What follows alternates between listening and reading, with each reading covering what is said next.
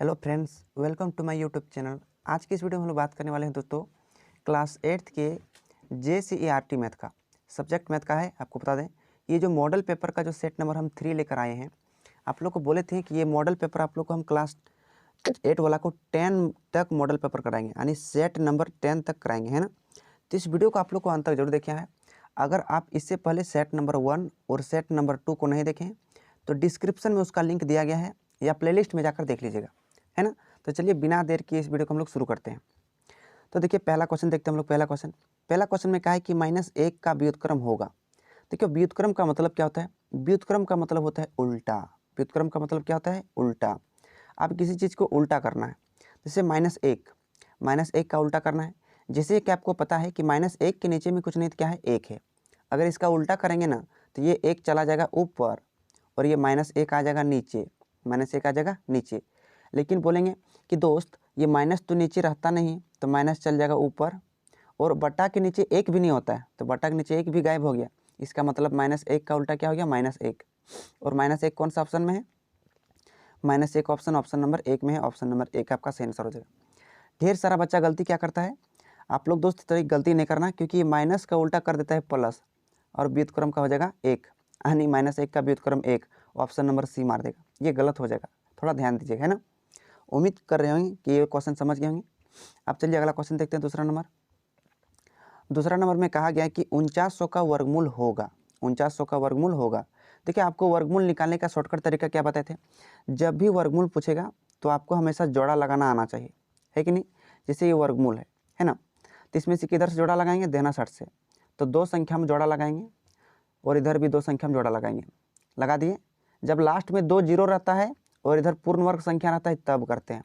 तो देखिए 2 जीरो के बदले में 1 जीरो, और ये 49 का वर्गमूल 7, तो कितना निकल गया? 70। कौन सा ऑप्शन में है? ऑप्शन नंबर 1 नंबर में है। 70 ऑप्शन आपका सही आंसर हो जाएगा, है ना। या आप ऐसे भी निकाल सकते हैं, 4900 का वर्गमूल आप भाग दे के निकाल सकते हैं। 7 सती 49, डबल जीरो का डबल जीरो, 7 एकम 7, डबल जीरो का डबल जीरो। अब यहाँ से देंगे 50 दूना 100, फिर दूसरे देंगे 25 दूना 50। अबरी देखो यहाँ 25 जो आया है इसको हम 5 से देंगे, 5 पचे 25। अब इसको ध्यान से आप देखेंगे तो देखिए यहाँ पर डबल 7 है, इसके बदले में एगो 7 लिखेंगे गुना। यहाँ पर डबल 2 है भाग के, तो एगो 2 भाग लिखेंगे। डबल 5 गया है तो एगो 5 से गुना करेंगे 7 दूना 14, 14 पचे 70, तो 70 आपका सही आंसर हो जाएगा। या तो गुणनखंड करके निकालिए या तो उसी तरह से निकालिए, है ना। तो ऑप्शन नंबर ए आपका राइट आंसर हो जाएगा। अगला क्वेश्चन देखते हैं, तीसरा नंबर। इसमें कहा है कि 729 का घनमूल क्या होगा। आपको चैप्टर वाइज से हम MCQ लिए है ना। 729 का घनमूल क्या होगा? देखिए घनमूल का मतलब आपको 3 संख्या में पेयर लगाना होता है। जब भी हम वर्गमूल का बात करते हैं तो वर्गमूल में हमें 2 संख्याओं में पेयर लगाना पड़ता है, मतलब जोड़ा। और जब घनमूल का बात करेंगे तो 3 संख्या में लगाना पड़ेगा। तो चलिए आप इसको भाग दे सकते हैं गुणनखंड विधि से। 729 का, जैसे कि आपको हम पहले बताए थे कि 1 के क्यूब से लेकर 10 तक के क्यूब आप लोग याद कर लीजिए।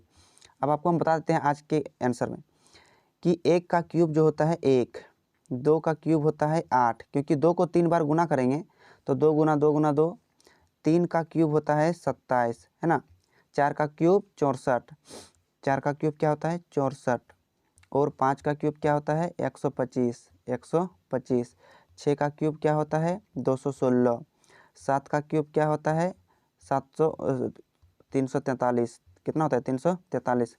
8 का क्यूब कितना होता है? 512, है ना, 512। 9 का क्यूब कितना होता है? 729। और 10 का क्यूब कितना होता है? 1000। तो ये चीज़ आपको याद कर लेना पड़ेगा, है ना। 10 तक आप लोग याद कर लीजिएगा तो आपको बनाने में आसानी होगा। तो यहाँ पूछा है 729, तो 729 किसका हो जाएगा? 9 का। क्या हो जाएगा? 9 का। ऑप्शन नंबर सी आपका सही आंसर हो जाएगा, है ना। लेकिन कोई घनमूल को वर्गमूल समझ लेता है ना, वर्गमूल समझ लेता है और इसका वर्गमूल निकालता है तो आपका 27 निकलेगा, तो ये गलत आंसर हो जाएगा। आपको घनमूल पूछा है तो देखिए आपको हम गुणनखंड विधि भी बता देते हैं। तो देखिए ये 729 को हम भाग देंगे, 1 से भाग नहीं जाएगा, 2 से 1 से जाएगा बट 1 से नहीं दिया जाता है। 2 से 3 से नहीं जाएगा, 3 दूना 6 नहीं जाएगा, 4 से नहीं जाएगा, 5 से नहीं, 6 सीधे 9 से जाएगा। देखो 9 ठी 72, है ना, और 9 एकम 9, फिर देंगे 9 नम 81। आप ध्यान से देखेंगे यहाँ 3 गो 9 मिल गया, उसके बदले में एगो 9, तो ऑप्शन नंबर सी आपका सही आंसर हो जाएगा। आपका मर्जी आप कैसे बनाते हैं। अब अगला क्वेश्चन देखते हैं, चौथा नंबर क्वेश्चन। 1 के पावर 0 प्लस 2 के पावर 0 प्लस 3 के पावर 0। ये मोस्ट इम्पॉर्टेंट क्वेश्चन है दोस्त, ये एग्जाम हर बार में एकदम पूछा ही जाता है। तो देखिए इसको बनाने का सिंपल तरीका, 1 के पावर 0 है, अगर किसी के पावर में 0 तो उसका आंसर क्या होता है 1, बशर्ते 0 के पावर में 0 नहीं होना चाहिए, ये गलत हो जाएगा ना, इसके जगह संख्या होना चाहिए। अब प्लस 2 के पावर 0 तो क्या हो जाएगा, 2 के पावर 0 मतलब 1, प्लस 3 के पावर 0 इसका मतलब क्या हो जाएगा 1। किसी भी संख्या के पावर में 0 रहेगा तो उसका आंसर क्या होता है 1 होता है, और 1 1 1 जोड़ेंगे तो कितना हो जाएगा 3। ऑप्शन नंबर 3 किस में है, ऑप्शन नंबर 3 तो किसी में नहीं है, यहाँ पर ऑप्शन नंबर 3 आपको यहाँ पर डी नंबर में कर देना है ना, तो डी नंबर आपका क्या हो जाएगा सही। यहाँ थोड़ा टाइपिंग में थोड़ा गलत हो गया ना, डी नंबर आपका सही हो जाता है। चलिए अब अगला क्वेश्चन देखते हैं। अगला क्वेश्चन में कहा गया 5वां नंबर क्वेश्चन में, इनमें से कौन द्विपदी व्यंजक है, इनमें से कौन द्विपदी व्यंजक है। द्विपदी मतलब उसमें 2 पद रहेगा, है ना, द्विपदी व्यंजक नहीं है। तो देखिए ये x plus y, x plus y, ये एक पद और एक पद, 2 पद तो है, पूछा है कि कौन नहीं है, ये वाला तो है। इसमें देखिए 2xy, 2xy ये देखिए अकेले है, क्योंकि इसके बीच में प्लस का चिन्ह नहीं है ना, तो ये क्या है अकेले है। तो 2xy ये एक पदी है। देखिए x माइनस वाई द्विपदी है, क्या कि 2 पद है। ये 2 प्लस एक्स वाई ये भी 2 पदी है, तो कौन वाला ऑप्शन हो जाएगा, ऑप्शन नंबर बी आपका सही आंसर हो जाएगा, क्योंकि ये 2xy है ना, तो ये क्या हो जाएगा एक पदी है, तो इसको आप ध्यान रखिएगा। अगला क्वेश्चन की ओर हम लोग बढ़ते हैं, 6ठा नंबर। इसमें कहा है कि 2 के पावर 2 गुना 3 के पावर 2 गुना 4 के पावर 2। अब इसको सॉल्व करना है। यहाँ से ढेर सारा बच्चा कंफ्यूज हो जाता है कि इसमें कौन सा फॉर्मूला लगेगा। देखिए बाबू पावर आपका सेम है, ध्यान से देखिए पावर आपका क्या है सेम है, सब में 2 2 है कि नहीं, तो नीचे वाला जितना भी संख्या होता है ना सब गुना हो जाता है। तो 2 तिया 6, 6 चौक 24, कितना हो जाएगा 24, और पावर में 2 है तो पावर में 2 रहता है। जैसे कि एक फॉर्मूला आपको याद होगा, a के पावर m गुना b के पावर m बराबर क्या होता है ab के पावर में m। देखो ये वाला क्या हो गया गुना हो गया, तो गुना हो गया तो सब आपस में क्या कर दें गुना, और पावर का पावर रहने देंगे। तो 24 के पावर में 2, ऑप्शन नंबर बी आपका राइट आंसर हो जाएगा। अगला क्वेश्चन देखते हैं। अगला क्वेश्चन 7वां नंबर क्वेश्चन में है, का है कि x माइनस 3 और 12 प्लस 2x का अंतर है। अंतर मतलब क्या होता है घटा, अंतर मतलब क्या होता है घटा। तो देखिए x माइनस 3 और 12 plus 2x, 12 plus 2x, 12 plus 2x, 12 plus 2x है ना। चलिए इसको हम घटाते हैं, तो यहाँ घटा का चिन्ह जब भी देंगे तो इधर ब्रैकेट दीजिएगा, है ना। x माइनस 3 का 3 माइनस 12 हो जाएगा -12, और यहाँ माइनस और यहाँ पर प्लस माइनस, और 2x का 2x। देखिए 2x में एक x घट जाएगा, क्योंकि x वाला को x वाला के साथ तो जुड़ेंगे घटाएंगे, तो माइनस 1x बचेगा, और -12 और -3 कितना हो जाएगा -15, कितना हो जाएगा -15।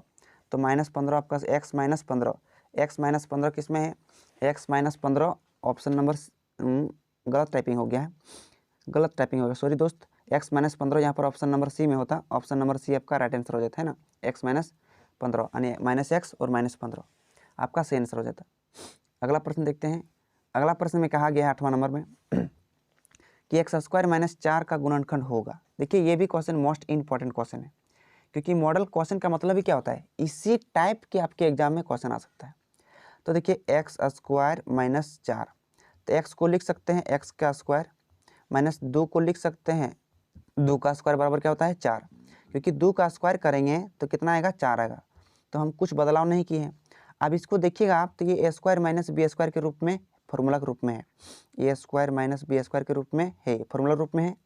तो फॉर्मूला का आंसर क्या होता है a plus b into a minus b, तो हो जाएगा x प्लस 2, क्योंकि a का मान x और b का मान 2 इंटू x माइनस 2, तो x plus 2 into x minus 2, तो ऑप्शन नंबर किस में है option number x plus 2 into x minus c, option number ये ऑप्शन नंबर सी होता है ना। ऑप्शन नंबर क्या होगा सी, क्योंकि यहाँ माइनस की जगह प्लस हो जाता, सॉरी दोस्त क्वेश्चन टाइपिंग थोड़ा गलत हो जाता है, तो ये ऑप्शन नंबर सी आपका सही आंसर हो जाएगा, है ना, x plus 2 into x minus 2। अब अगला क्वेश्चन की ओर हम लोग बढ़ते हैं। इसमें कहा गया है कि a² minus 2ab plus b² का गुणनखंड क्या होगा। सबसे पहले देखिए ये किसका फॉर्मूला होता है a माइनस बी का होल स्क्वायर का, ये होता है ना, तो a माइनस बी का whole square, a minus b का होल स्क्वायर का फॉर्मूला होता है ना। चलिए ठीक है, आप देखिए अगर 2 के पावर में हम 2 देंगे, समझिए, तो 2 को हम 2 बार लिखते हैं, है कि नहीं।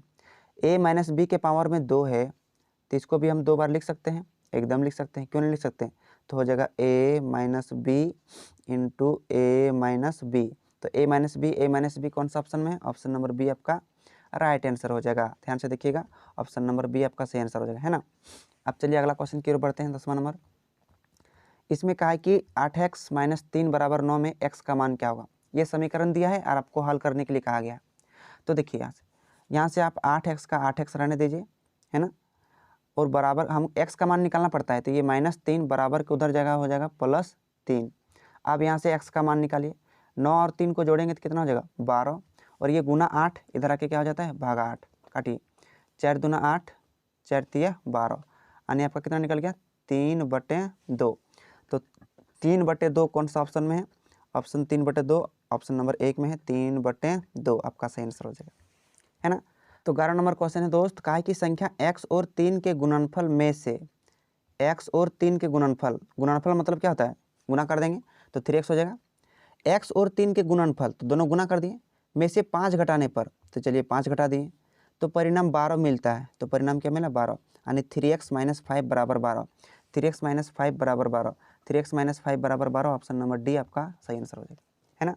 चलिए अब नेक्स्ट क्वेश्चन की ओर हम लोग बढ़ते हैं। नंबर 12 में कहा गया है कि इसमें पूछा गया है कि 9 केजी चीनी का मूल्य 240 रुपया है, तो 320 रुपया में कितनी केजी चीनी खरीदी जाएगी। आप इसको ध्यान से समझिएगा, 9 केजी चीनी का मूल्य कितना है 240। आपको जब भी हम इस तरह से क्वेश्चन बोलें, तो जब भी आपको रुपया में क्वेश्चन पूछेगा तो सबसे पहले रुपया में लिखना है। तो कैसे लिखना है कि 240 रुपया में, 240 रुपया में कितना केजी मिलता है 9 केजी, तो 1 रुपया में कितना मिलेगा 9/240 केजी मिलेगा, है ना। क्वेश्चन पूछा है कि 320 रुपया में कितना मिलेगा, तो 320 रुपया में जब भी ये क्वेश्चन पूछेगा तो ये आप याद रखिएगा, तो इसे हम गुना कर देंगे कितना से 320 से, ये 0 0 कट गया, 8 चौक 32 और 8 तिया 24, 3 एकम 3, 3 तिया 9, तो 4 गुना 3 कितना हो जाएगा 4 तिया 12, तो 12 केजी मिलेगा। अब 12 केजी कौन सा ऑप्शन में है, ऑप्शन नंबर आपका ए नंबर में, ए नंबर आपका राइट आंसर हो जाएगा 12 केजी, है ना। तो चलिए आप नेक्स्ट क्वेश्चन को हम लोग पढ़ते हैं।